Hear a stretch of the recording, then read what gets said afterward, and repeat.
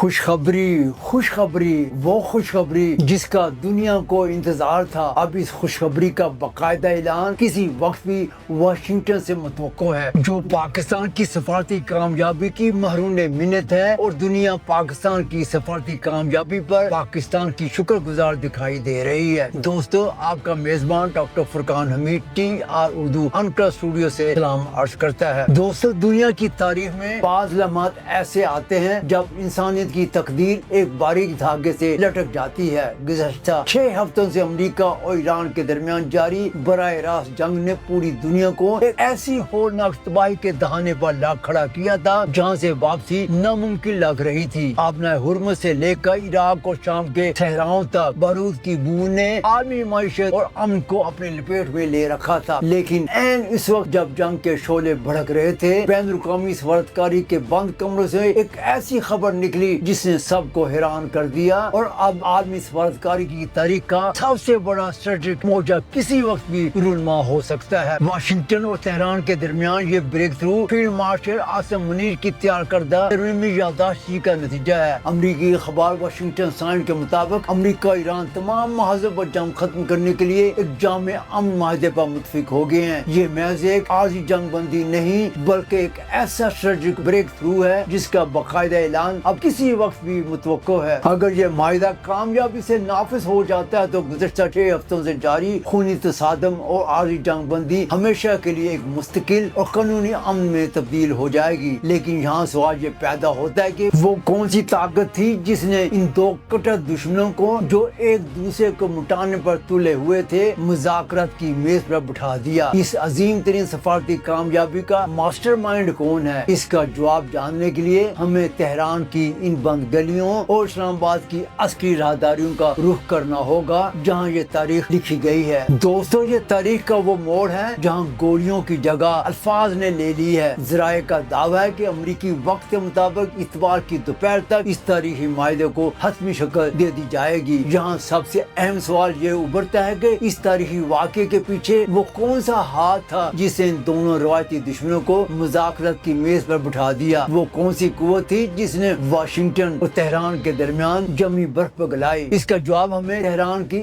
ان حالیہ ملاقاتوں میں ملتا ہے جنہوں نے عالمی سیاست کا رخ ہی تبدیل کر کے رکھ دیا ہے۔ بین الاقوامی میڈیا بشمول نیو یارک ٹائمز اور واشنگٹن ٹائمز اس وقت ایک ہی نام کی بازگشت سنائی دے رہی ہے، اور وہ ہے پاکستان کے فیلڈ مارشل اور chief of army staff general Syed Asim Munir. جب واشنگٹن اور تہران کے مابین براہ راست رابطے کی تمام پل ٹوٹ چکے تھے تو پاکستان نے تاریخ کا سب سے بڑا اور جرأت مندانہ سفارتی جوا کھیلا۔ پاکستان کے فیلڈ مارشل اور chief of army staff general Asim Munir نے ایران کا ایک مختصر مگر تصویراتی لحاظ سے انتہائی حساس اور نتیجہ خیز سرکاری دورہ کیا۔ اس دورے کی کامیابی کے بعد اس خطے کے امن کے لیے سب سے بڑا ایک بریک تھرو قرار دیا جا رہا ہے۔ امریکی اخبار واشنگٹن ٹائمز اور نیو یارک ٹائمز نے کھل کر اعتراف کیا کہ فیلڈ مارشل عاصم منیر نے اس پیچیدہ سفارتی تعطل کو توڑنے میں سب سے بڑے اور مرکزی مساعدت کار یعنی چیف میڈیٹر کا کردار ادا کیا ہے۔ تہران میں گزشتہ 24 گھنٹوں کے دوران ہونے والی تفصیلی مذاکرات میں فیلڈ مارشل نے ایرانی صدر مسعود پزشکیان، اسپیکر باقر کالیباف اور وزیر خارجہ عباس اراغچی کے ساتھ اہم ملاقاتیں کی۔ ان ملاقاتوں کا واحد مقصد خطے میں کشیدگی کم کرنا اور ایک ایسا منصفانہ امن فارمولہ تیار کرنا تھا جو دونوں فریقین کے لیے قابل قبول ہو۔ پاکستان کی ثالثی کو عالمی سطح پر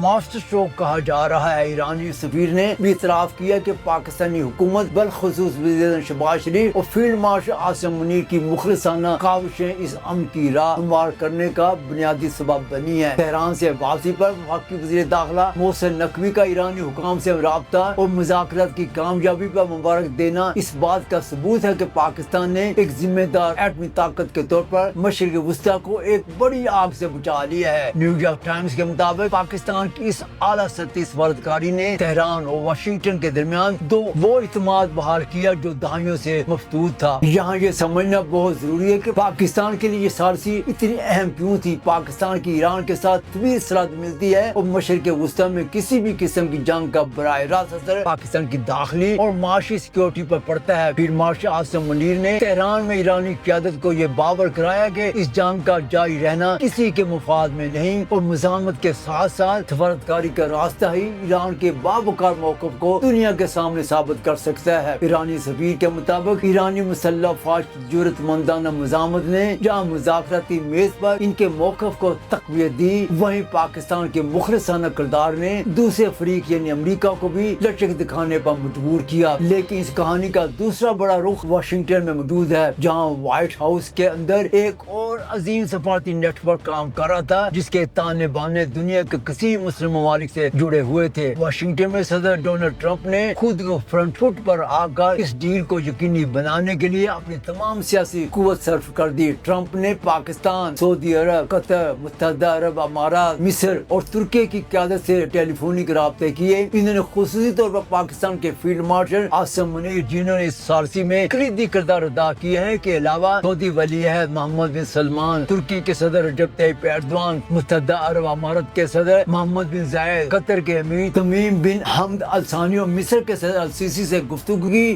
تاکہ خطے کی تمام اسٹیک ہولڈرز کو اس تاریخی معاہدے پر اعتماد میں لیا جا سکے۔ صدر ٹرمپ نے سی بی ایس نیوز کو انٹرویو دیتے ہوئے تصدیق کی کہ وہ ایران کے ساتھ معاہدے کے بہت قریب پہنچ چکے ہیں اور انہوں نے اس معاہدے کا ایک عبوری مسودہ خود ملاحظہ بھی کیا ہے۔ اس معاہدے پس پردہ امریکی نائب صدر J D Vance, Jared Kushner اور اسٹیو بیٹکوف جیسے ماہر مذاکرات کاروں نے ایرانی اسپیکر باکر کالیویف کے ساتھ مل کر اس ڈرافٹ کو حتمی شکل دی جس پر ہفتے کے روز ہی اتفاق ہو گیا تھا۔ صدر ٹرمپ کا کہنا ہے کہ اسرائیل کے وزیر اعظم بنجامن نتانیاہو سے بھی ان کی مثبت گفتگو ہوئی ہے جو اس بات کی غمازی کرتا ہے کہ اس ڈیل کو علاقائی طور پر وسیع تر قبولیت دلانے کی کوششیں کی گئی ہیں۔ ٹرمپ نے واضح کیا کہ وہ صرف اسی معاہدے پر دستخط کریں گے جو ایران کو جوہری ہتھیاروں سے روکنے کی ضمانت دے گا۔ اس مجوزہ منصوبے کے 3 بڑے ستون ہیں۔ پہلا، جنگ کا مکمل خاتمہ، دوسرا، آبِ ہرمز کے بحران کا حل اور تیسرا، 30 روزہ فالو اپ مذاکرات کا آغاز۔ ماہرین کا کہنا ہے کہ اس معاہدے کے بعد آبِ ہرمز کو بین الاقوامی تجارت کے لیے کھول دیا جائے گا جو عالمی معیشت کے لیے ایک بڑی خوشخبری ہے۔ اس کے بدلے میں ایران کے بعض منجمد اثاثوں کی بحالی اور پابندیوں میں مرحلہ وار نرمی جیسے امور پر بھی غور کیا جا رہا ہے۔ سب سے اہم خبر یہ ہے کہ امریکہ اور ایران کے درمیان براہ راست مذاکرات کے مستقل مرکز کے طور پر اسلام آباد کا نام کنفرم ہو چکا ہے۔ یہاں یہ نقطہ اہم ہے کہ اگرچہ دونوں فریقین قریب آ چکے ہیں لیکن ایران کا جوہری پروگرام اور پابندیوں کا خاتمہ اب بھی وہ پیچیدہ امور ہیں جن پر حتمی دستخط ہونا ابھی باقی ہے۔ صدر ٹرمپ نے محتاط انداز اپناتے ہوئے کہا ہے کہ یا تو ہم وہ سب کچھ حاصل کر لیں گے جو ہمیں چاہیے ورنہ صورتحال انتہائی سخت ہو سکتی ہے۔ تاہم تہران کی جانب سے ملنے والے اشارے اور عالمی رہنماؤں کا دباؤ یہ ظاہر کر رہا ہے کہ اب جنگ کا آپشن پیچھے رہ گیا ہے اور سفارتکاری کی جیت ہو چکی ہے۔ آج پوری دنیا کی نظریں اس وقت واشنگٹن پر لگی ہوئی ہیں جہاں امن کا باقاعدہ اعلان کسی وقت بھی متوقع ہے۔ یہ معاہدہ نہ صرف مشرق وسطیٰ کو تباہی سے بچائے گا بلکہ پاکستان کے لیے بھی ایک عظیم سفارتی فتح ثابت ہوگا۔ فیلڈ مارشل عاصم منیر اور وزیر اعظم شہباز شریف کی اس مخلصانہ کوششوں نے ثابت کر دیا کہ پاکستان عالمی امن کے قیام میں کتنا اہم کردار ادا کر سکتا ہے۔ ایرانی سفیر کے الفاظ میں پاکستانی فوج اور حکومت کی کاوشیں خطے میں پائیدار امن کی